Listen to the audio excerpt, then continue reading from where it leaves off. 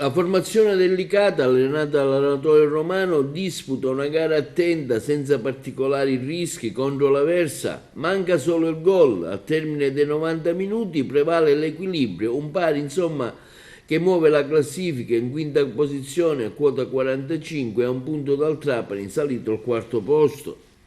La gara finisce 0-0, la partita piuttosto chiusa e combattuta al termine della quale non ci sono né reti né vinti né vincitori. Un pareggio senza gol che comunque consente a Licata di muovere la classifica. I giallo-blu, seppur scavalcati dal Trapani al quarto posto, non restano in piena zona play-off, in quinta posizione, attestandosi a 45 punti, a una lunghezza proprio dalla squadra del Trapani. Il Romano inizia la gara con il classico 3-5-2, Valenti in porta, Vitolo, Calaiò e Orlando in difesa, Carao, Frisenna, Motosiru, Rotulo e Pino a centrocampo, in avanti la coppia composta da Saito e Minacori.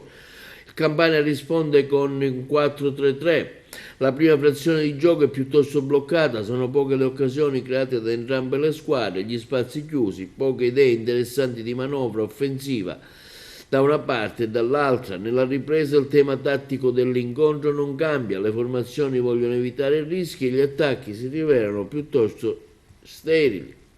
Un punto che mantiene così la squadra del Licata in zona playoff. Nel prossimo turno, domenica 16 aprile, i gialloblu riceveranno in casa la Polisportiva Santa Maria Cilento.